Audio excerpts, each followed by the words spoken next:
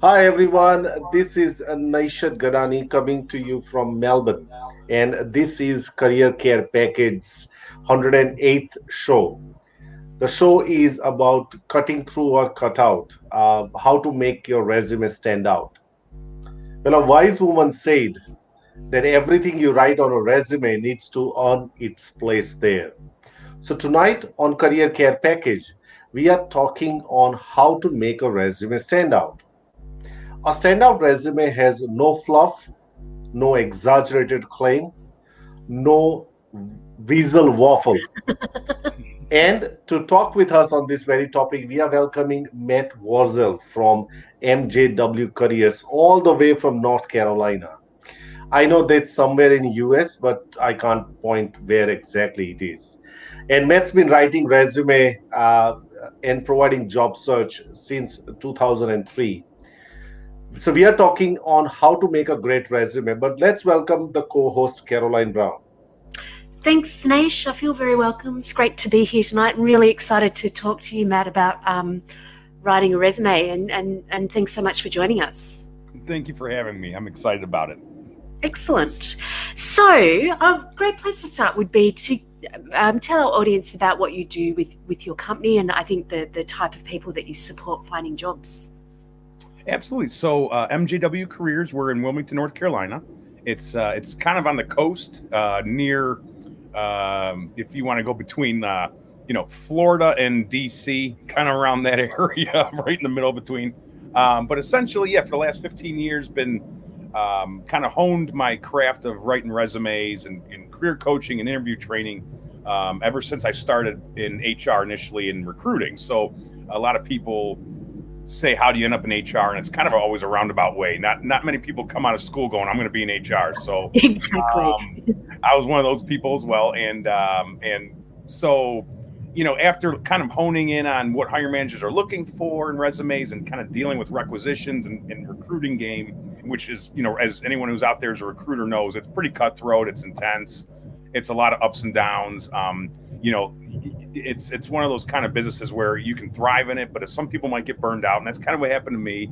I got a little bit burned out from the staffing and placement of folks. And once we had the 2008 financial crisis, I kind of shifted gears from recruiting and went all in on resume writing and career coaching. And so for the past 11 years, that's been full time. So I went from kind of doing all these things to just resume writing. So that's where I feel, I kind of try to stay on the trends and learn what's going on in the world with resumes and kind of how to make things stand out more. And I don't necessarily cater to a specific audience. I'm more of a catch-all. So, I've written over 10,000 resumes at this point. So it's not anything I haven't seen before usually comes my way. I even did once a NASA astronaut cover letter. So, and some, pro athletes and all sorts of fun stuff. So I really enjoy it because I was able to blend my business kind of writing and business mindset and acumen with my kind of creativity, because there is a science behind writing resumes or CVs or anything for that matter. You don't go hire your marketing content writing friend to write your resume because they're a writer, so to, quote unquote. So there's some things that we do that I think will separate you from the competition, just purely based off of what we know should stay in and should get out, which what you leave in, what you leave out. So. Yeah, one of the reasons I was interested in chatting to you is that I think the US resumes are shorter and more concise, I think, than Australian resumes. We like a bit of a chat on our resumes sometimes. But what's happening in the market? We all know that the employment market's pretty dire. It's dire here in Australia. It's dire here in the States. But what kind of resumes do you see cutting through at this particular point in time? Is there something that you're doing differently from, say a year ago? That's a great question, by the way. And I think we're still kind of figuring out just what and how this employment market's going to look and how and what type of initiatives or strategies we're going to be utilizing to kind of cut through it. So I think with hiring right now, we're all kind of in the dark and we're wondering, will we come out of this where people, or not people, but companies will have, more socially aware or have more of a conscious before they just cut a whole department, or, is the bottom line going to be as much impact, which I probably will. I mean, I hate to say that, but you hope that maybe the bottom line might not be as heavy of an impact as maybe the culture and being able to keep people on and have that retention and not make them feel as much of a number per se. But again, people that I'm speaking with, hire managers or recruiters that I have calls with that, are in the trenches right now hiring, they're still kind of like, what is going to happen? So I don't know necessarily if there's a difference per se in how I approach resume writing yet. But I will say this, and this has kind of been a kind of a theme for a little while here, but the old Jack and Jill of all trades kind of idea where you can, do a bunch of things and you want to get it all on the resume and show them that you can handle accounting and supply chain and marketing. It's like, no. So be niche, have a driver and figure out what you want to do. And then even if it's an industry, figure out where you want to fit into that industry or what you think you can offer.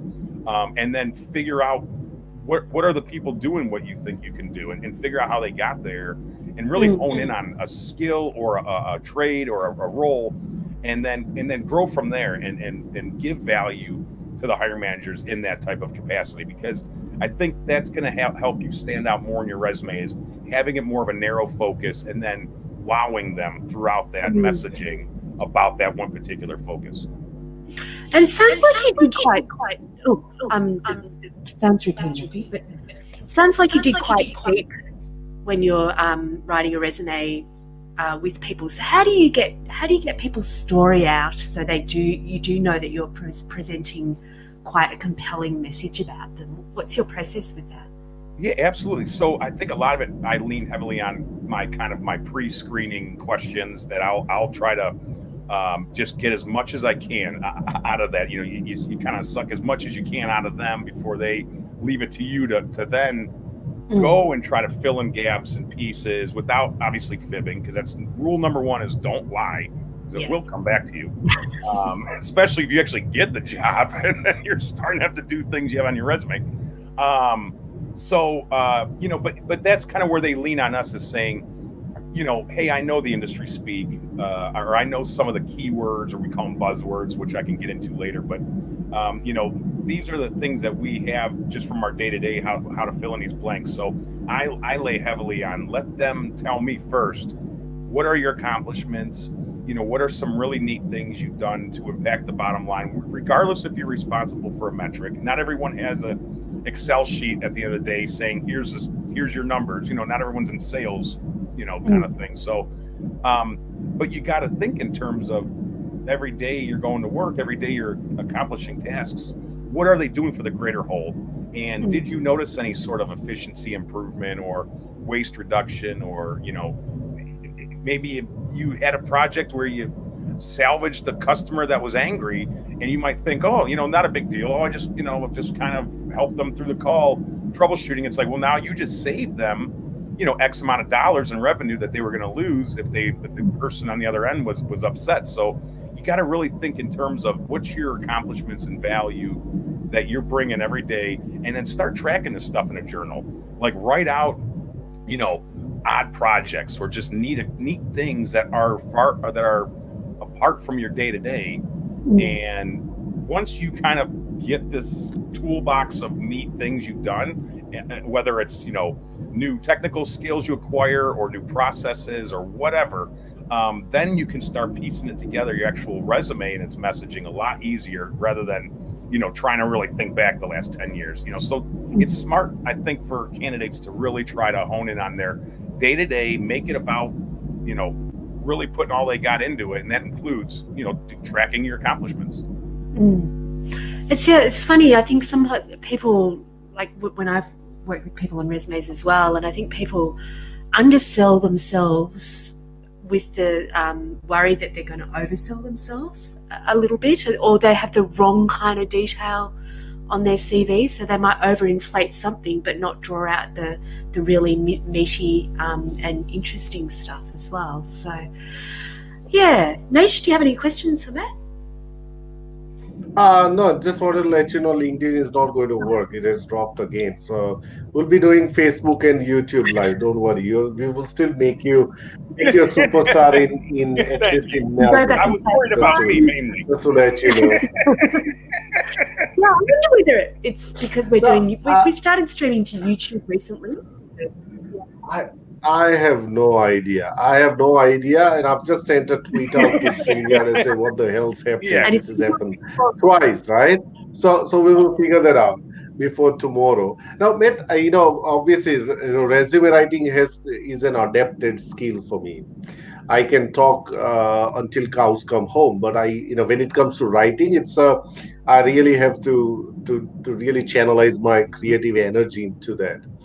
A lot of us talk about the strategy of resumes, that that what's the basic strategy. How do I Somebody wants to write that, right? I think you spoke about being so much niche in like having that amount of clarity. One of the things that I wanted to sort of understand from your process point of view is that, do you then also work with them to kind of define their clarity, or work with them to really work out where do they want to go, or do they have to come up with that idea by themselves? Absolutely, and that's kind of where the career coaching aspects start coming in. Yeah. So if someone comes to me and they're absolutely clueless, if they're willing to invest that time and dollars to utilize me to help them find their way, so to speak, absolutely. Because I think it's more of a challenge when I get clients coming my way who don't know what they want to do. I mean, that's kind of where you're okay. Step back and let's really assess and start kind of piecing together and working together to figure out what's your passions, what's realistic out there. Because a lot of times, people can start writing these fantasy jobs, and it's like, well, let's kind of hone in on the pragmatism around this. But um, ideally, though, obviously, if I get someone coming my way and they know what they want to do, it's a lot easier for me, because now it's just a matter of, what do we need to just get out of you, because you've already been doing this. Let's just kind of cut a lot of what you've already been having on your resume. A lot of times you get those people that come at you with overloaded information,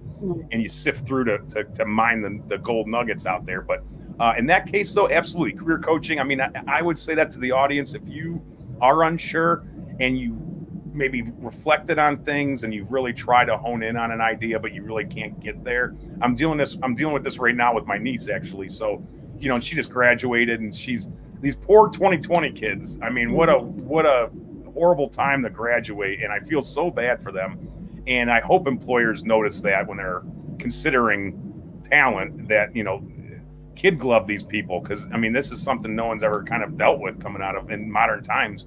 And so, I'm trying to tell her, like, what'd you learn in classes, and what'd you get out of stuff that made you excited? Because, as you guys know, after all these years we've been working, it's nice being in a role that is satisfying. And I mean, I'm not the pro golfer I wanted to be.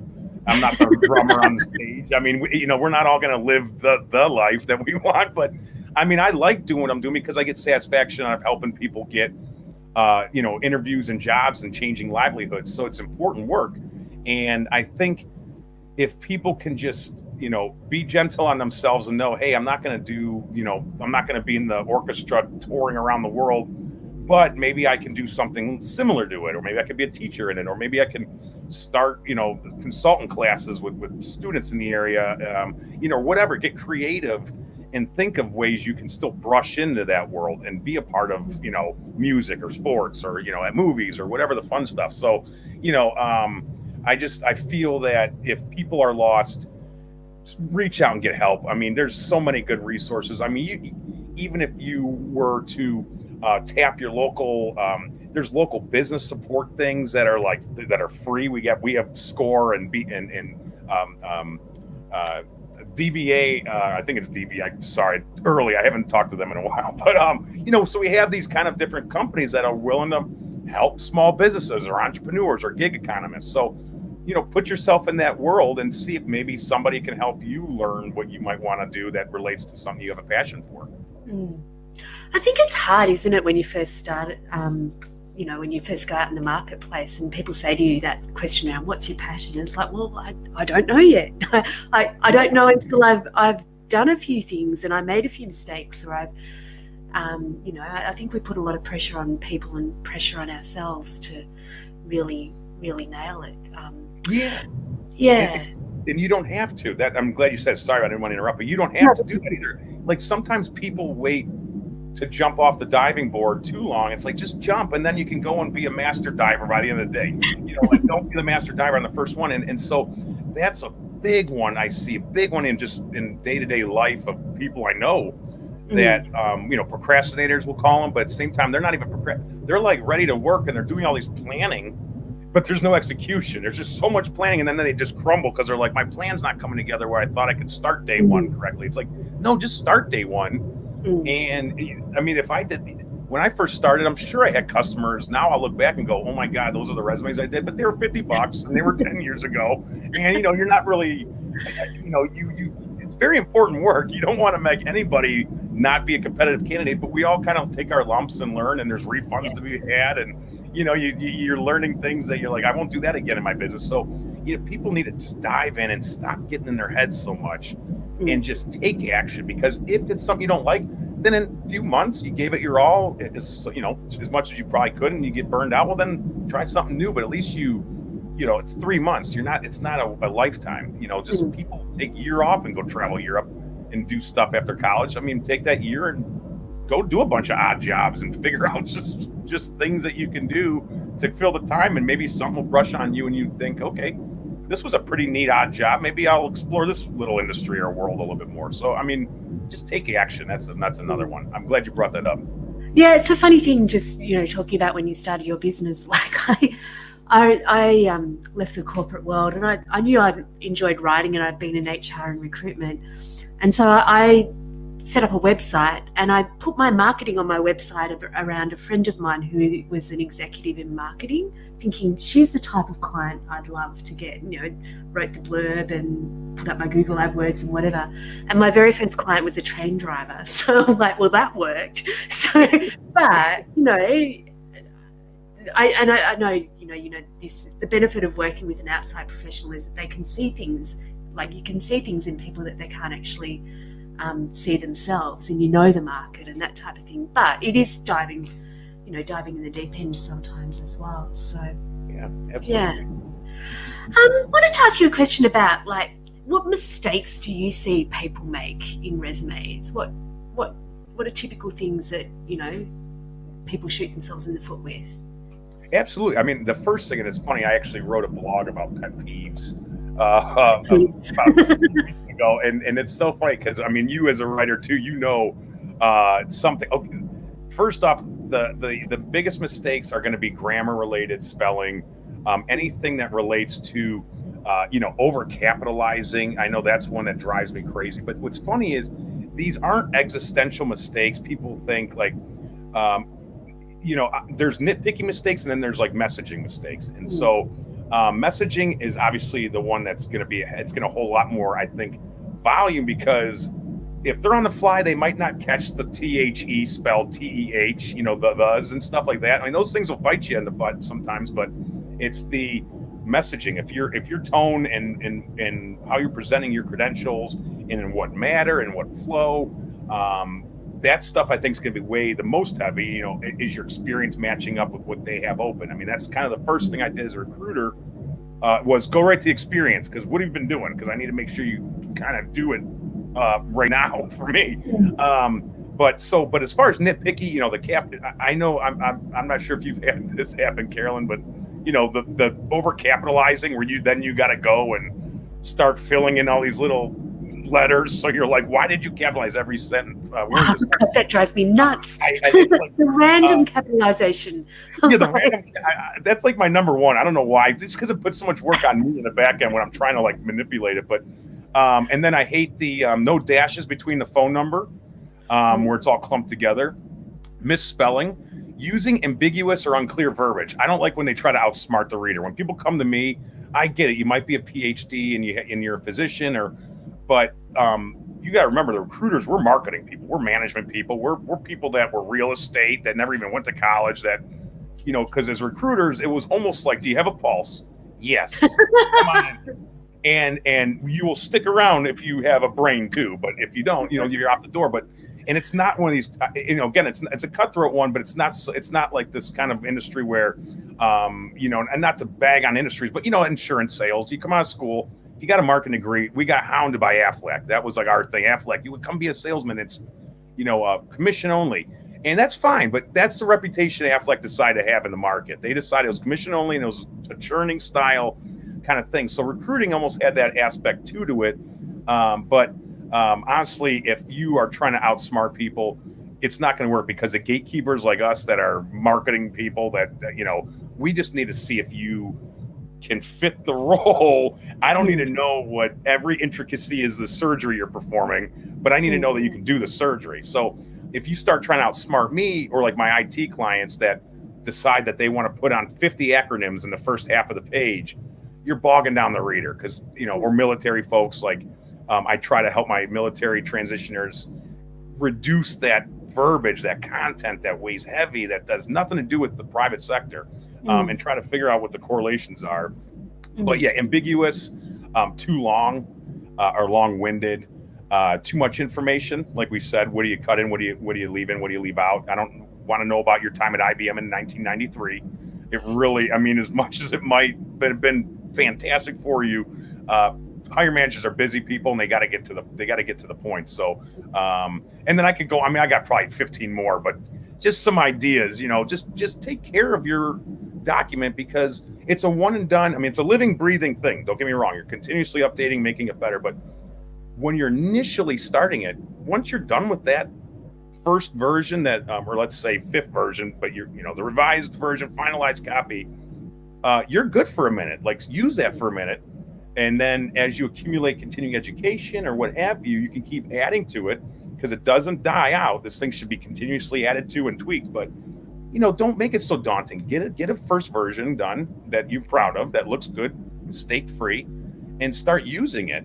This isn't a novel that you got to come to every day and get daunted by the 1,000 words you still have to, so I think people should be mindful that this is your key. This is your marketing document for your livelihood to improve, for thousands of dollars to be had.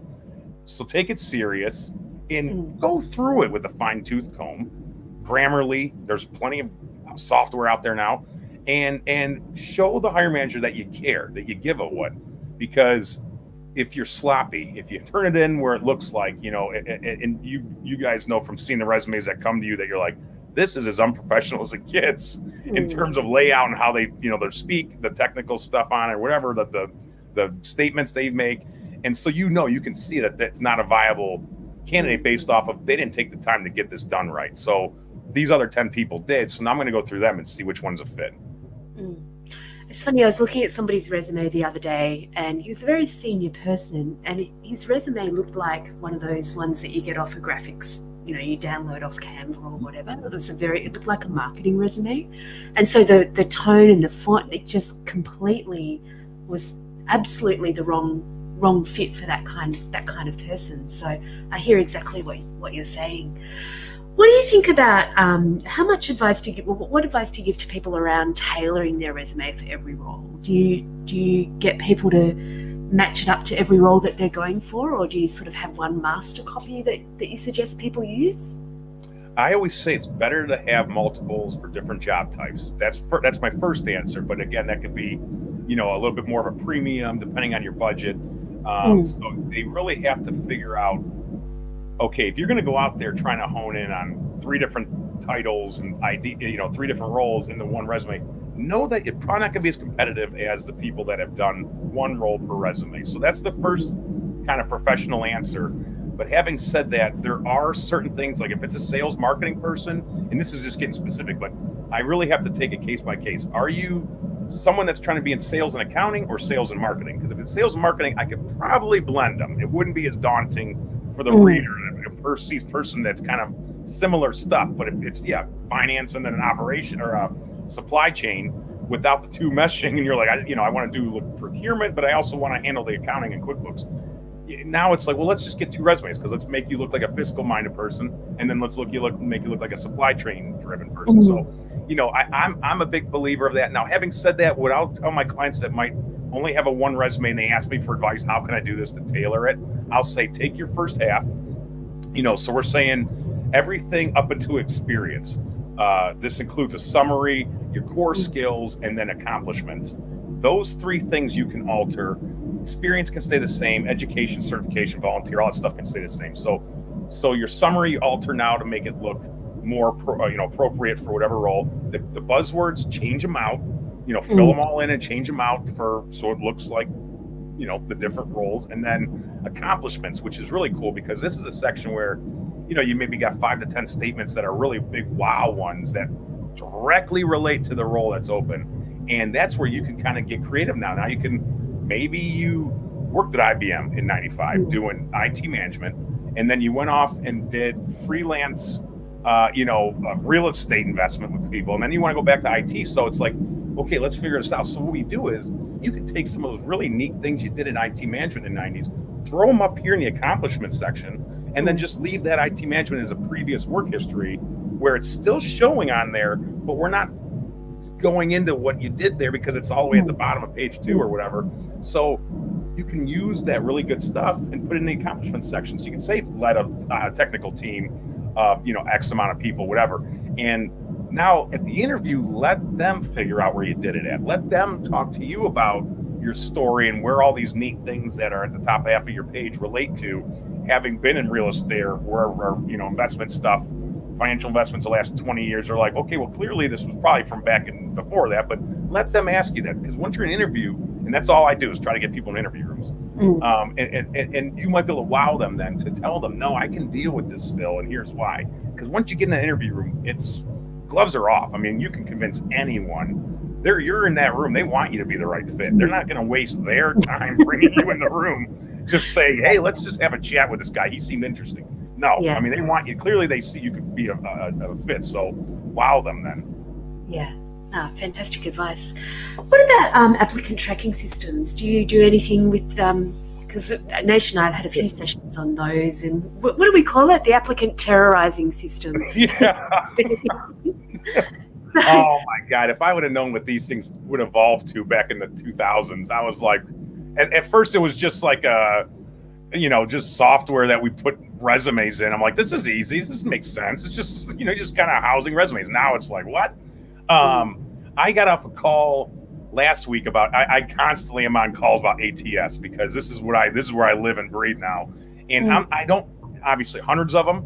There's hundreds of rules. They're all different depending on what the hiring manager wants to use them for. So audience, don't look at us as being the number one expert on ATS, because no one is, because everything is different everywhere. But there's, again, my approach to every client is pragmatism, logics. If I'm telling their story as logical as possible, there shouldn't be anyone in the room doubting them in what they can do. So I do the same thing with ATS.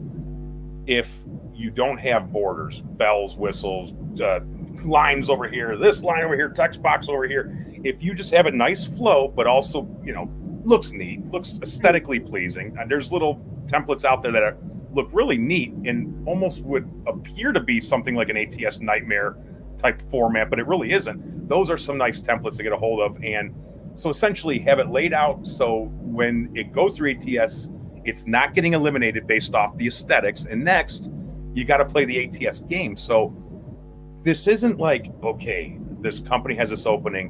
What words could I possibly have there? No, they have them on a job description, people. This is like, as a recruiter, I don't know what my IT people are doing in the back room, but when I get an open requisition, they're going to have all this stuff, these requirements that they want. So the recruiter isn't going to all of a sudden take that and throw it out the door and start recruiting just off of their own brain. No, they're going to look at this and go, here's what I'm going to recruit for. And so there's words in there and there's content that you can use to get on your resume that that they're probably going to use to find you. So, and this is where it can get a little, heavy-winded, long-winded and heavy for these recruiters, because, if you're trying to find a salesperson and you know how many salespeople are in the world, including me pretty much, it's like, you really got to get creative. And so you got to almost think in terms of what stuff are they going to be searching for to find you, whether it's a software CRM that maybe they have specific to their company, or a methodology. Maybe they want people to have spin selling and background or whatever. So really try to think in terms of, on the job description, what are those ones that are outside of the typical can close, can negotiate, can cold call, so, and then another step further is you can go on LinkedIn at the very bottom of the and the endorsements on everybody's profile page. Those are wonderful. Those are auto-populated ones too.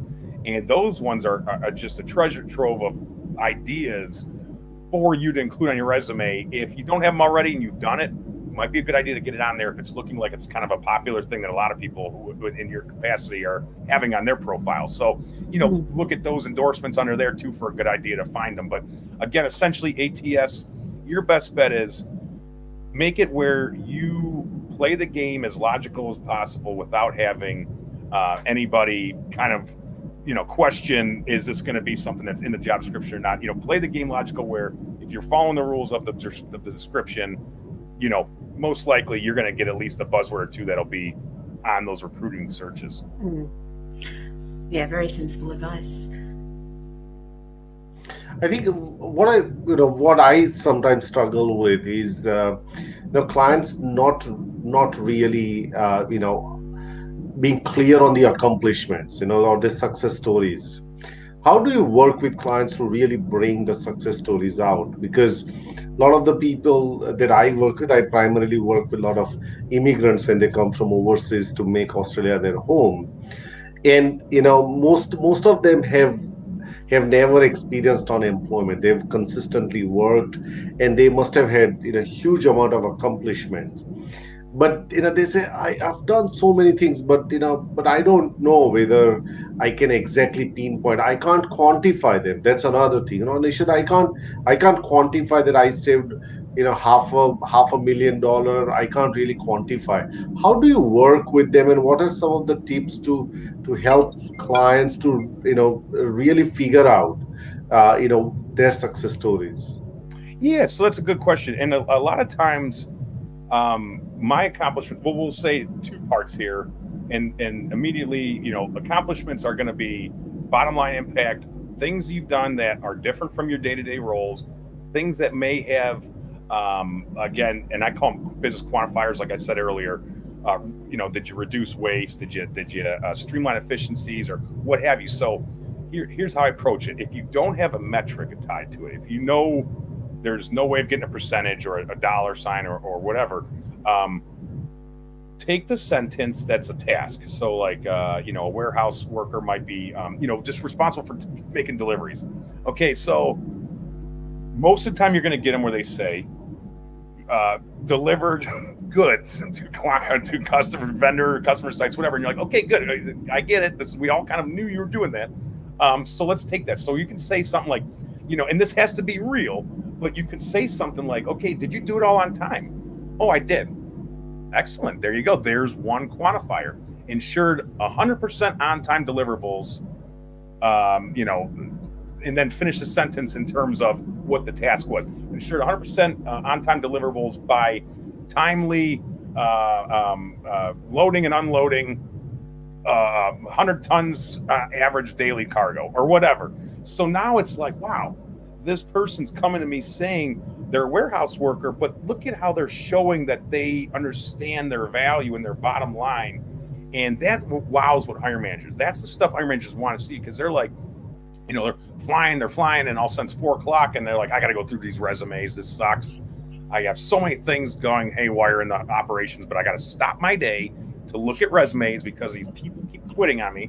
And probably not a good manager, but that's the kind of thing that they're rushed already. So make it worth their time. Don't just say stuff that's your task, because the hiring managers know what you're doing based off your title half the time. They want to know what you did that impacted that. So when you say, how can you think of these accomplishments? It's like, you almost like, if you can, again, anything out of the ordinary that might have been really neat that you did project wise or whatever, that's an accomplishment. But then if you can't think of anything out of the ordinary, maybe there's nothing really out of the ordinary ever happens. Take your day and start really piecing in every responsibility in terms of a bottom line impact, and use these quantifiers. And I have plenty of blogs about what these quantifiers are. But if you're having a hard time with that, then go find a job description of what you were when you got hired and start taking every line, all 10 of those lines on there, and tweak them so they look like they are, having some more impact to the bottom line or a value, and you'll be set. That'll be your 5 to 10, and you can, use that as going forward as your ammunition for as you continue to add more stuff to your resume or CV. That still sits on there, that still breathes on there, and that still shows that impact on there. So you don't have to touch it. It's like, that looks good. Just now keep adding stuff. It's funny because I think, the before examples that we all see, always generally a list of responsibilities or accountabilities, or they mix up their achievements or the value that they add with what their responsibilities were, and it's all in a mess. And just doing that kind of sifting out process that you're talking about, you're doing, your clients a real service in getting them to see what the impact they have on an organisation is, and that even being able to identify, like you say, 5 of those will lift that resume above the pack from people of just listing responsibilities. But yeah, I hear you, Naish, because I think people do get it. You think, oh God, I saved the company $25 billion or whatever. It's not about that. It's about doing your role and understanding the value that you have, with, or where you fit in and influence things within that chain as well. So absolutely, that's great. And sometimes it's also, I think, just to add on that, and then Katie, you can go ahead with the question, is also giving a context also, because I remember, working with a client who was a financial manager or financial controller of a company, and when the global financial crisis hit, he actually moved the investment into from stocks to something which was more stable, like gold or something. And what that happened was that they could actually make some more money rather than losing money when the money was in the stocks, right? Invested, right? So sounds radical. Yeah. So when I was talking to him, he said, "Oh, Naishadh, I saved around, I made around, $200,000." But I said, "Give me a context." And then he said, during the global financial crisis, I said, now that's a bigger context, because when people see that, they see that you are unfazed in the face of uncertainty, and you stood your ground, you used your analytical skills to change that. And in that context, I think you made a really remarkable outcome for the for the employers. I think context is also in my understanding important, and sometimes it's also the domino effect of your role. So if you've done something right, and that has an impact on the next process, and because if you've done something really radical that helped a couple of other teams to save money, make money, or improve their process, or reduce the waste, I think you can also partially take a credit for that, because of your impact on this process. They were able to do process much better. So yeah, so I think those are a couple of things that I also tell the clients to really think deeper about it, because it's all until you really speak to them, it's all superficial. Yeah, I've done that, but they don't really think deeper about their impact on various part of the organization.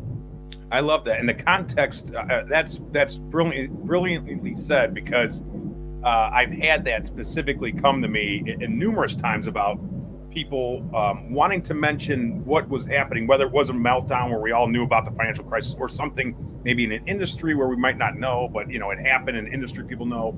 And so they would come to me and say, I got to mention this. And excuse me, that's where I think we get paid as writers, is the command of the written document. So we take this paragraph of story and impact and their scenario, and we got to get it into 2 lines. And not only that, we don't use personal pronouns. We don't, I don't have long-winded paragraphs over here. I got to get this down. We have this kind of Twitter mentality over here where it's brevity, go. And so that's where I get paid, is to spin this paragraph into 1 sentence, 2 lines max, roughly, on a resume, and make it impactful, action verb driven, value based, and get the story in without using an I. Half the time, I'm going to spin this without having the word I right here. But there's ways, and that's kind of where that's where you're paying. That's where my money is made by content. Mainly is getting these words right on the paper and looking good and sharp and businessy. I think Not people so story. underestimate actually what it does take to really write a good resume, like really get your head inside the client's head, but also inside the types of roles that they're going for and what the job market's looking for, and actually prioritizing that information so the important stuff pops out. So yeah. How much work are you doing around helping clients tap into the hidden job market? Do you help people network and use their resume to network and that kind of thing? Yeah, absolutely. That's one of the big things I've been really researching a lot is how to use LinkedIn and how to kind of be creative on your job hunt. And I call them the backdoor kind of ideas, backdoor job hunting. And it's not a new thing. It's just, I think people are starting to understand that there's ways to do stuff other than just apply and, they call it spray and pray, and which, obviously we've all done it. I mean, I was a victim of it, when I used to look for work, because you're like, hey, more people I get in front of, something's going to happen. Which, I mean, it is a numbers game too, don't get me wrong, but you got to have some quality applications. Don't just be, especially if you're applying to one company, don't be the person that applies to every job, because recruiters talk and you will get blacklisted, and it stinks, but it's what it is. If you're annoying people, they're not going to want to deal with you. And so I think first off, I want to say is, if you're more prone to giving, offering advice, trying to make beneficial relationships that are for both sides, not just you, give me job, give me interview. I think first off, you're going to go a lot farther. And I think in any business, whether it's, how we are as resume writing and career coaching, if we help each other and get people, butts in seats, so to speak, we're all done it together. It's fine if you get the money and then maybe next time I'll get the money.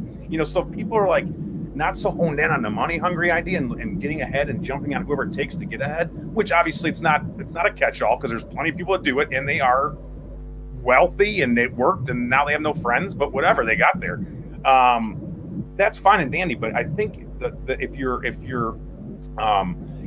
someone who's got integrity and, genuine, you're making a genuine approach to this backdoor job hunting, it'll go a lot further. So having said that, some specific things I like this whole idea of, tapping into someone at the company, whether it's a recruiter or someone in a department that, you aspire to be in, and reaching out and saying, hey, do you mind if I, bend your ear a little bit? And essentially you're just trying to say, how is the company working for them? What's the culture like? And what are ideas that, and again, bear in mind, you still want to try to offer something too. So that's the catchy thing, is how can you offer something? And then you want to say, how can I be a better candidate? You don't have to send my resume to anybody. I just want to know, what do you see as being a good way to really be standing out amongst competition, and just open a dialogue, because people will talk about their company and what they do, and they love doing that. And if you're honing in on this information, and then you can maybe even say, hey, I'll throw you a $10 Amazon card if I could bend your ear then. Do some little incentive. I call it iced coffee. So you're kind of like, it's not so much you're not kind of buying them a coffee in person anymore. Now it's just like, here, let me give you like a gift card or something. I mean, depending on how much money you have, you can get creative, but this is just an idea. So, and then you take that 10 minutes, you give them $10, you get 10 minutes, and then you can really try to hone in on having establish a beginning of relationship that you can continuously tickle and establish rapport with someone at that company.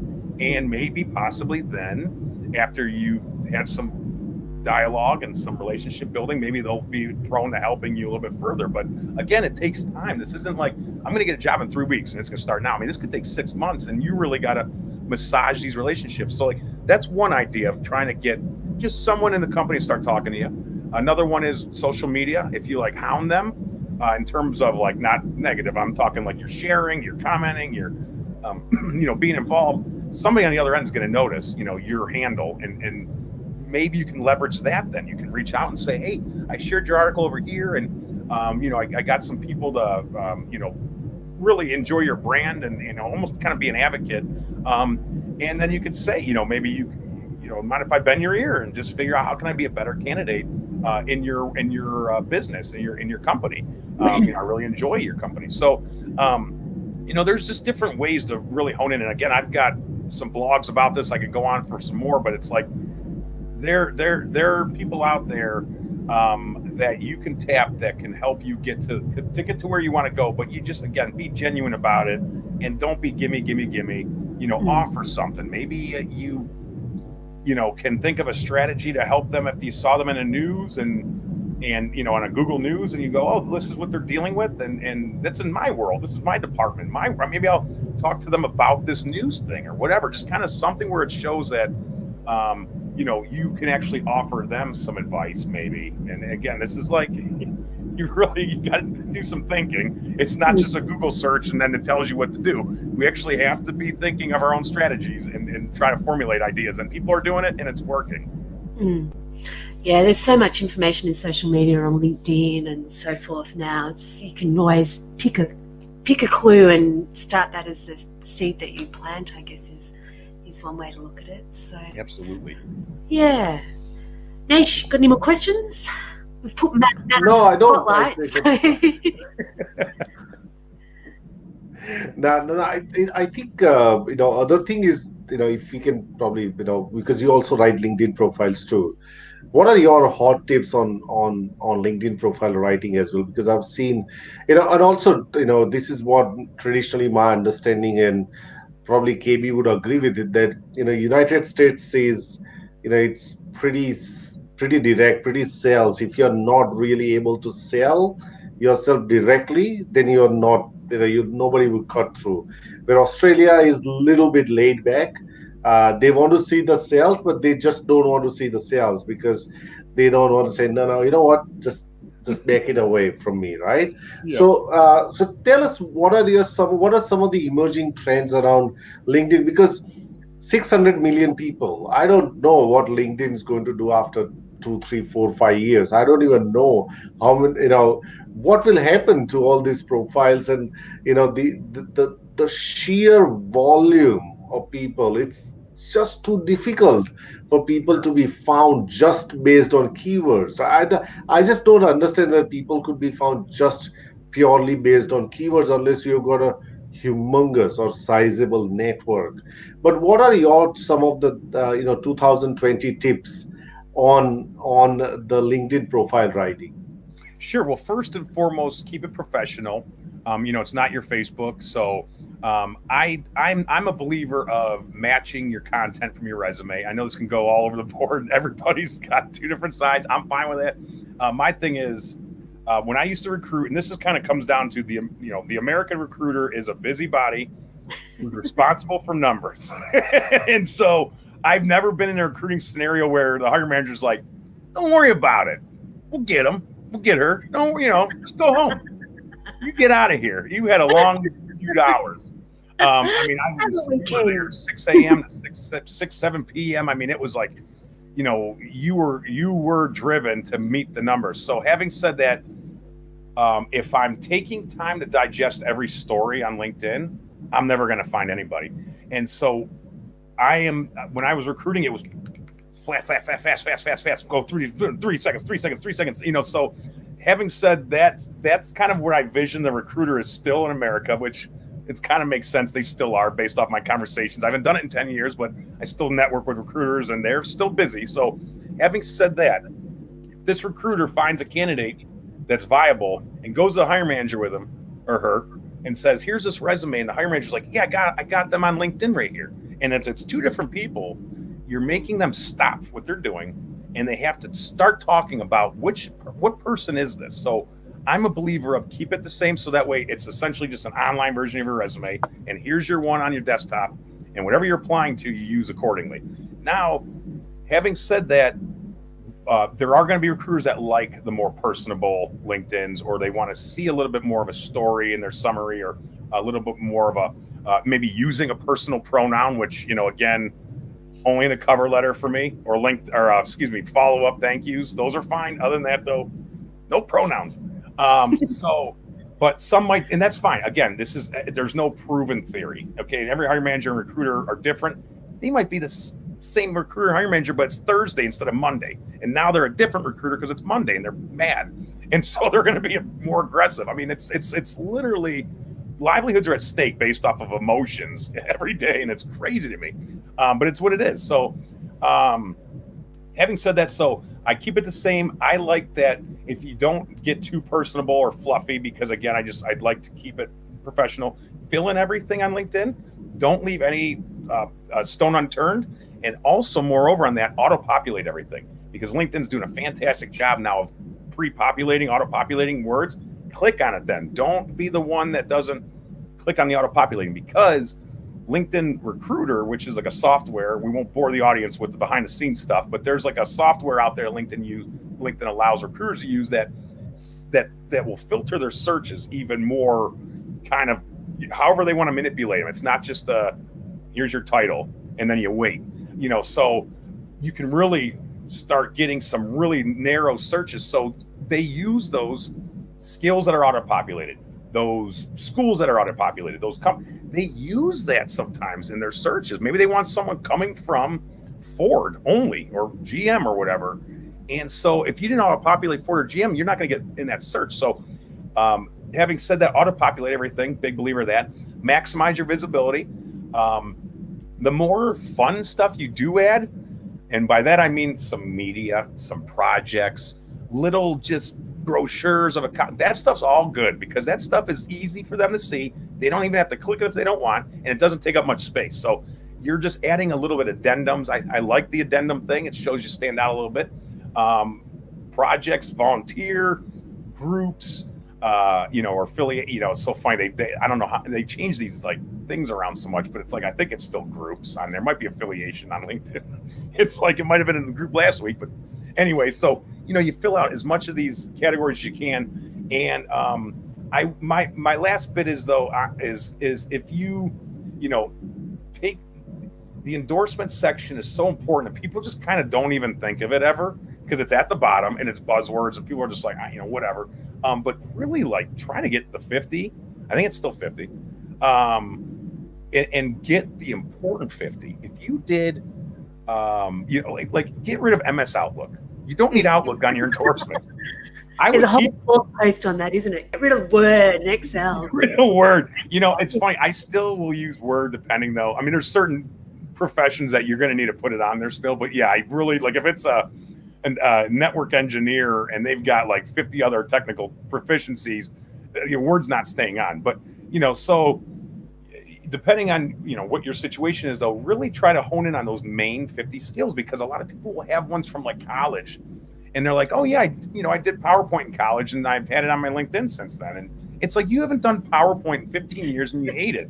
Like, don't keep that on there. So that's my last bit, is that people forget about the endorsements, and it's so important. And I just wish people would know about it. I don't think people. When you're talking, Matt, I can picture you talking with your clients. It's like, for 15 years, it's not going on the resume. I drill sergeant. I'm pretty hard. Yeah, no, I'd rather not give them a runaround. It's much easier if everyone just knows, what expectations are in the hiring world, and how you can fit in that world of job hunting, and how you could be a better candidate during this transition until you get in your next role, where you don't have to worry about us then. Now you don't come back to us for 5 years, hopefully.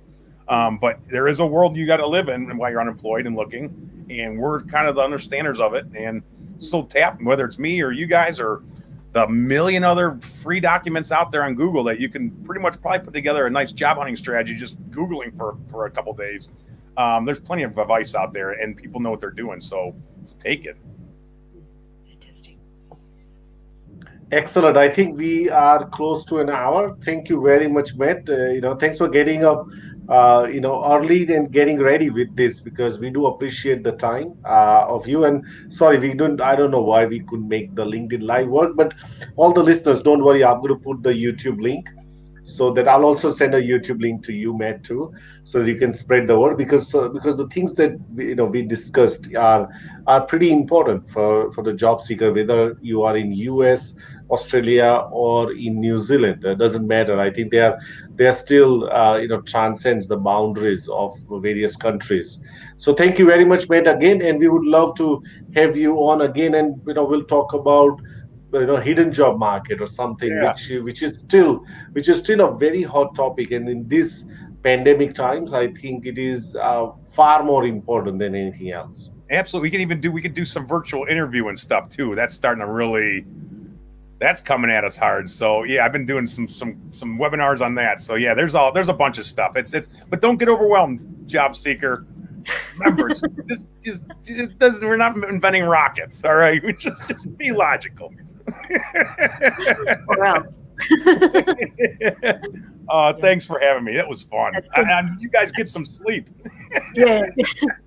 Well, it's been an absolute pleasure. I just want to remind people, if you like what you're hearing, please subscribe to our YouTube channel. We've just starting to put our videos up, and we'd love to get a bit of YouTube love, I think. So, and also please follow the hashtag Career Care Package on LinkedIn, and you can see, well, not this video, but every other video that we've done. So, and that's about it. So I'll let you do the sign off, Naish. Thank you very much, everyone. Have a good night. And if you are listening to Matt from the United States, have a great day, Matt. And we will see you tomorrow, 3 p.m. Melbourne time, which is around about 16 hours time. We will see you again, and we'll do this again, not with Matt, with Kashif. Until then, have a great night, everyone. Bye. Bye, everyone. Thank you.